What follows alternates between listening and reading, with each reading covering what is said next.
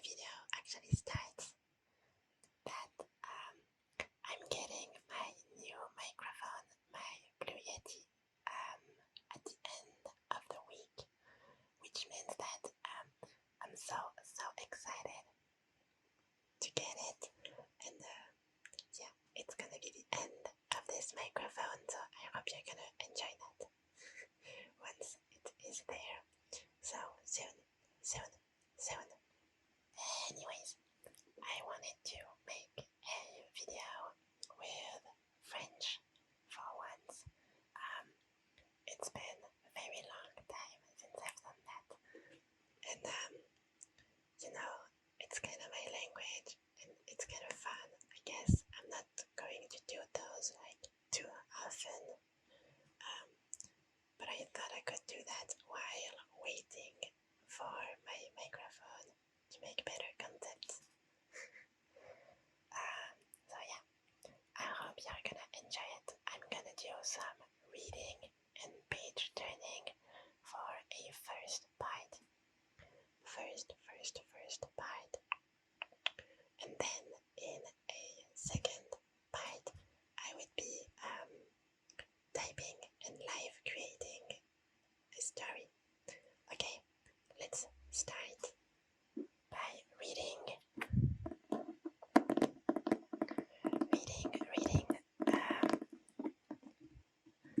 This book.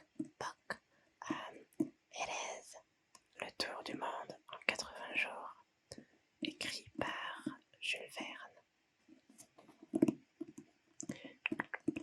Jules Verne.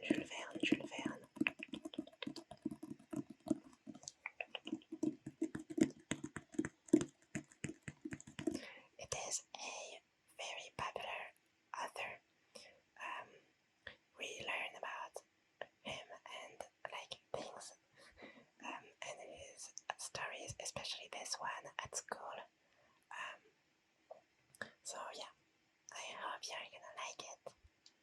I actually really liked the story. I mean, I'm a bit of a nerd, so I guess, yeah, but it's good. I liked it.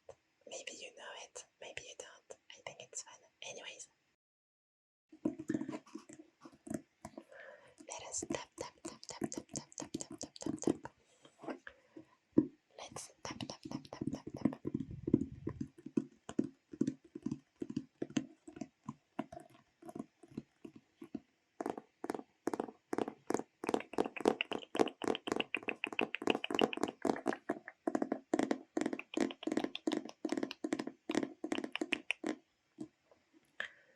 Alright, and now let's select a page.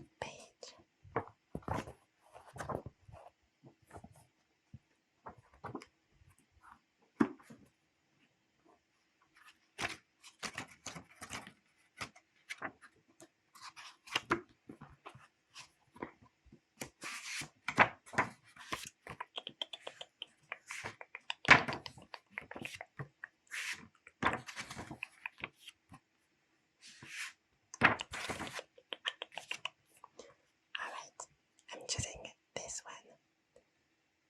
It is the 258th page. Yeah, that's a lot. I mean, or not, depends on like how you read books and what kind of and how lengthy books you read.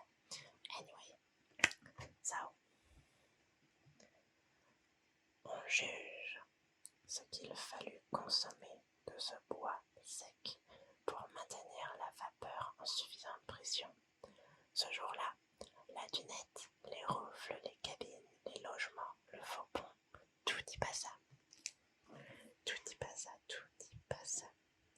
Le lendemain, le 19 décembre, on brûla la mâture, les drômes, les éparses. On abattit les mâts, on les débita à coups de hache. L'équipage y mettait un zèle incroyable. Passepartout, taillant, coupant, sciant, faisant l'ouvrage de 10 hommes. C'était une fureur de démolition. Le lendemain, les bastingages, les pavois, les œuvres mortes, la plus grande partie du pont furent dévorées. L'Henrietta n'était plus qu'un bâtiment rasé comme un ponton.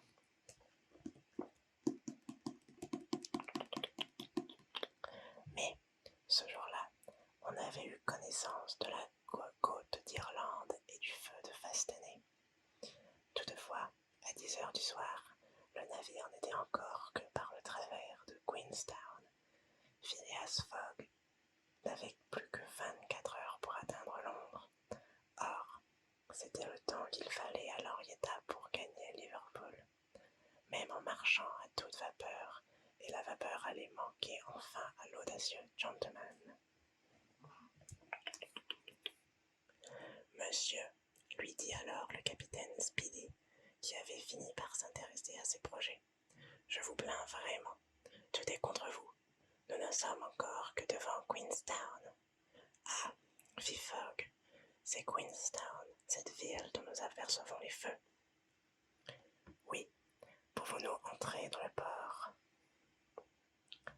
Pas avant 3 heures, à pleine mer seulement. Attendons, répondit tranquillement Phileas Fogg, sans laisser voir sur son visage que, par une même inspiration, il allait tenter de vaincre encore une fois la chance contraire.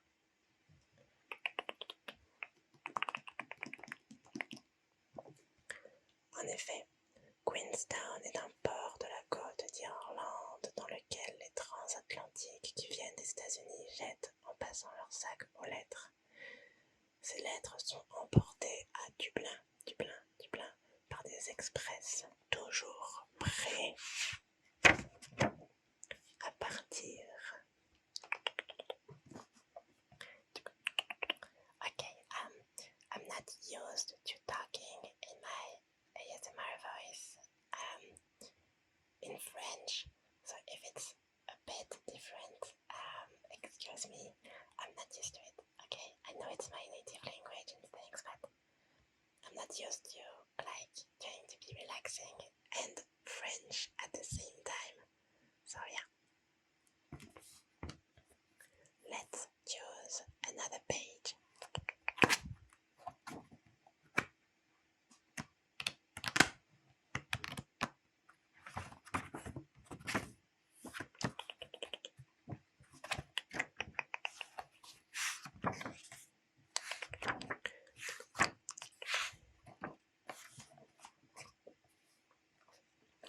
Okay, I'm here now. Over at page 164. Enfin, après le premier moment d'accablement, Passepartout reprit son sang-froid et étudia la situation. Elle était peu enviable. Le Français se trouvait encore en route pour le Japon. Certains d'y arrivaient. Comment se reviendrait-il? Il avait la poche vide. Pas un shilling, pas un penny. Toutefois, son passage et sa nourriture à bord étaient payés d'avance. Il avait donc 5 ou 6 jours devant lui pour prendre un parti. S'il mangea et but pendant cette traversée, cela ne saurait se décrire. Il mangea pour son maître, pour Miss Aouda et pour lui-même. Il mangea comme si le Japon où il allait aborder eût été un pays désert, dépourvu de toute substance comestible. Le 13, à la marée du matin, le Carnatic était dans le port de Yokohama. Ce point est une relâche importante du Pacifique, où font escale tous les steamers employés au service de la poste et des voyageurs entre l'Amérique du Nord, la Chine, le Japon et les îles de la Malaisie. Yokohama est située dans la baie même de Yedo, à peu de distance de cette immense ville, seconde capitale de l'Empire japonais. Autrefois résidence de Daikon, de temps en temps que cet empereur civil existait, et rival de Meako, la grande cité qu'habite le Mikado, empereur ecclésiastique descendant des dieux. Le Carnatic vient se ranger au quai de Yokohama, près des jetées du port et des magasins de la douane, au milieu de nombreux navires appartenant à toutes les nations.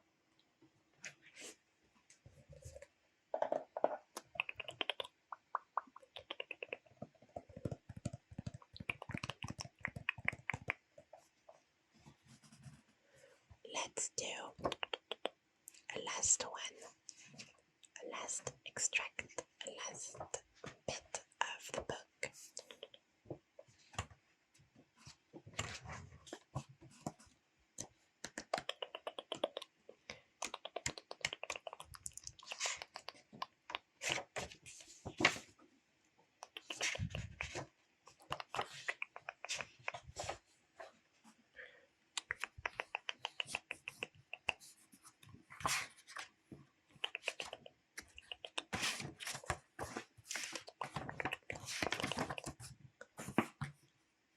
Let's start with the start, you know.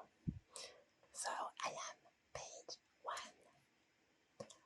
En l'année 1872, la maison portant le numéro 7 de Savile Row, Burgington Garden, maison dans laquelle Sheridan mourut en 1814, était habitée par Phileas Fogg, l'un des membres les plus singuliers et les plus remarqués du Reform Club de Londres, bien qu'il semblât prendre à tâche de ne rien faire qui pût attirer l'attention. À l'un des plus grands orateurs qui honorent l'Angleterre succédait donc ce Phileas Fogg, personnage énigmatique dont on ne savait rien sinon que c'était un fort galant homme et l'un des plus beaux gentlemen de la haute société anglaise. On disait qu'elle ressemblait à Biron par la tête car elle était irréprochable quant aux pieds, mais un Biron à moustache et un favori, un Biron impassible qui aurait vécu 1000 ans sans vieillir. Anglais à coup sûr, Phileas Fogg n'était peut-être pas londonais. On ne l'avait jamais vu, ni à la bourse, ni à la banque, ni dans aucun des comptoirs de la cité. Ni les bassins, ni les docks de Londres n'avaient jamais reçu un navire ayant pour amateur Phileas Fogg. Ce gentleman ne figurait dans aucun comité d'administration, dont son nom n'avait jamais retenti dans un collège d'avocats, ni au Temple, ni à Lincoln's Inn, ni à Gray's Inn. Jamais il ne plaida ni à la cour du chancelier, ni au banc de la reine, ni à l'échiquier, ni en cour ecclésiastique. Il n'était ni industriel, ni négociant, ni marchand, ni agriculteur. Il ne faisait partie ni de l'institution royale de la Grande-Bretagne, ni de l'institution de Londres, ni de l'institution des artisans, ni de l'institution Roselle, ni de l'institution littéraire de l'Ouest, ni de l'institution du droit, ni de cette institution des arts et des sciences réunies qui est placée sous le patronage direct de sa gracieuse majesté. Il n'appartient enfin à aucune des nombreuses sociétés qui pullulent dans la capitale de l'Angleterre, depuis la société de l'harmonica jusqu'à la société entomologique, fondée principalement sur le but de détruire les insectes nuisibles. Phileas Fogg était membre du Reform Club et voilà tout. À qui s'étonnerait de ce qu'un gentleman aussi mériteux comptât parmi les membres de cette honorable association? On répondra qu'il passa sur la recommandation de M.M. Baring, frère, chez lesquels il avait un crédit ouvert. De là une certaine surface due à ce que ses chèques étaient régulièrement payés à vue par le débit de son compte courant invariablement créditeur. So there you go. I did a bit of reading in French for you. It was weird, I must admit. It's really hard for me to find a pronunciation that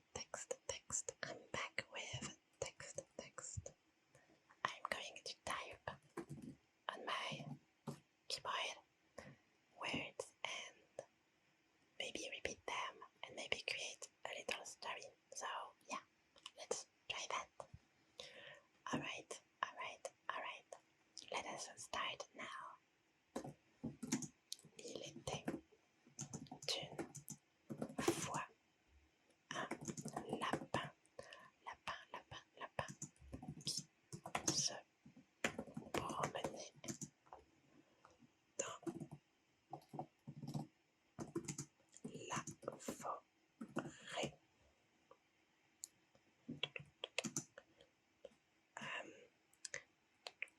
Forêt, lapin, lapin, lapin, forêt, lapin. What can I say?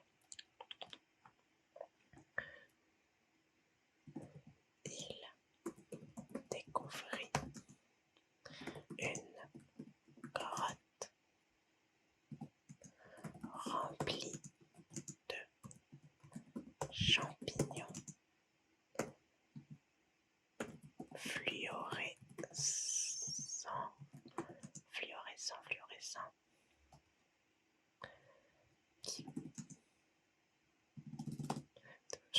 fluorescents, rendant l'atmosphère à la fois lugubre mais magique, magique, magique.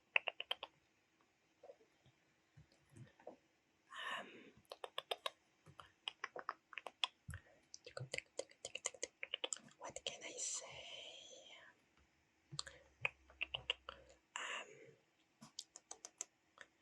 I don't know. What can I write?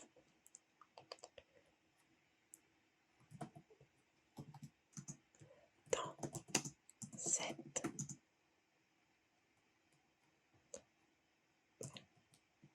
caverne se trouvait une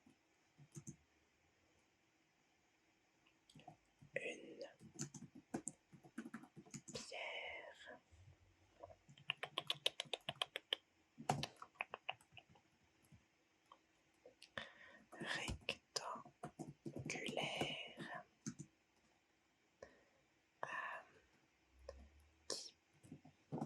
rectangulaire dans cette caverne se trouvait une pierre rectangulaire. That's it.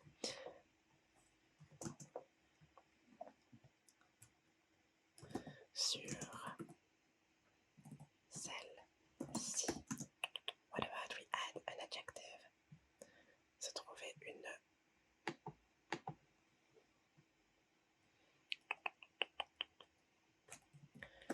lisse. No. Une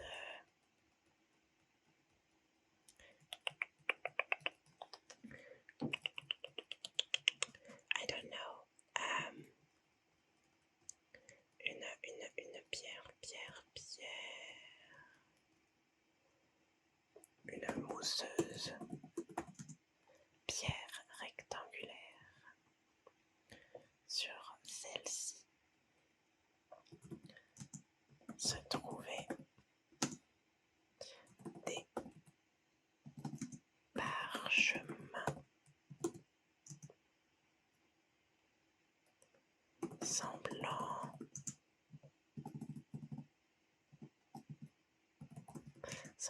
dater de bien des années.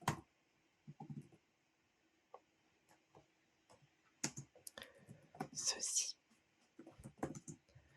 racontait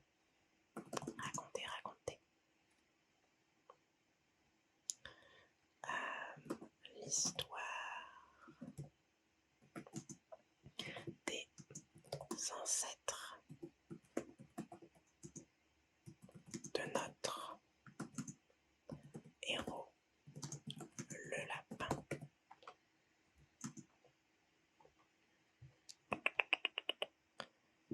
Les lapins furent en réalité l'espèce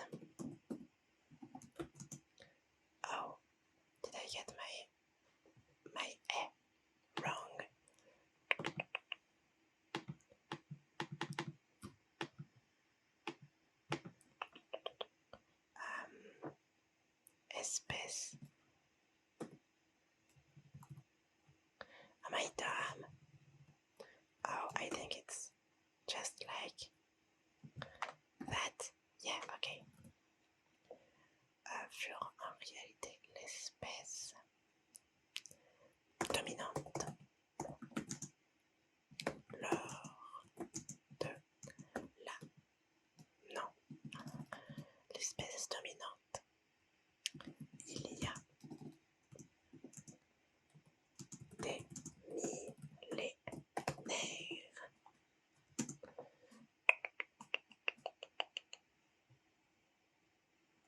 De par leur rapidité, leur agilité et leur mignonneté.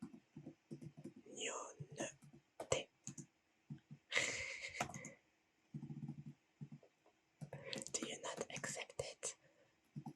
What a shame. Et leur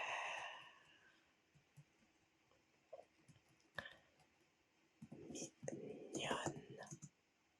Am I dumb? What? Mignonne. Do you not like that word? Okay, I'm just dumb. Apparence. Leur agilité et leur mignonne apparence. Ils purent conquérir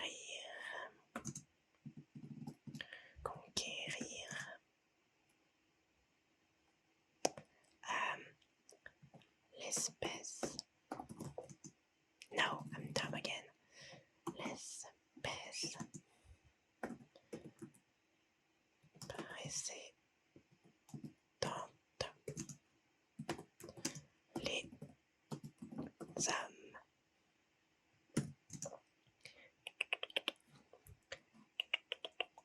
Lapin, lapin, lapin. Millénaire, millénaire, millénaire. Espèce, espèce, espèce, espèce, espèce, espèce. Lapin, lapin, lapin, espèce, espèce, mignonne, mignonne. That's all you need to learn about French.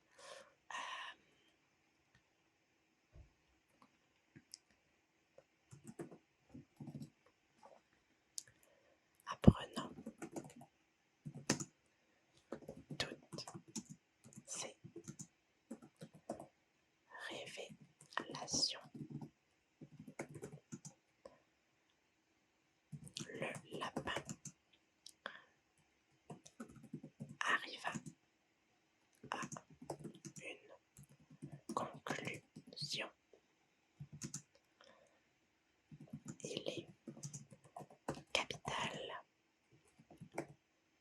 d'enregistrer et d'écrire l'histoire, car sans elle,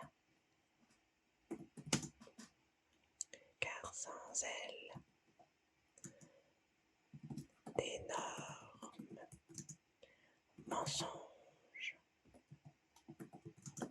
peuvent être propagés. There you go. I don't know what I did. I just like did it off the top of my head. So it went kinda not anywhere. But still, I hope you enjoyed this very cute little story. I tried to get like a moral. I tried to get a conclusion, something you could get out from the story, because that's something you see often, you know, just like here's a little lesson about life. And I thought, what about trying to do something with history because of the stone and you know,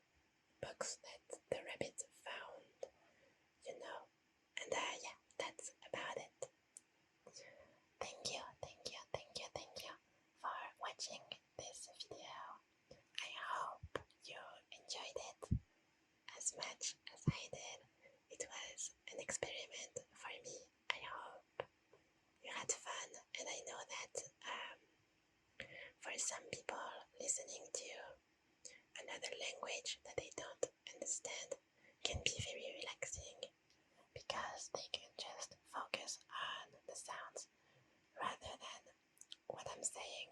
So I hope you liked it. Thank you for watching. I thank you and I really appreciate you for being here and listening to me. And be excited as much as I am for the Blue Yeti coming the end of this week.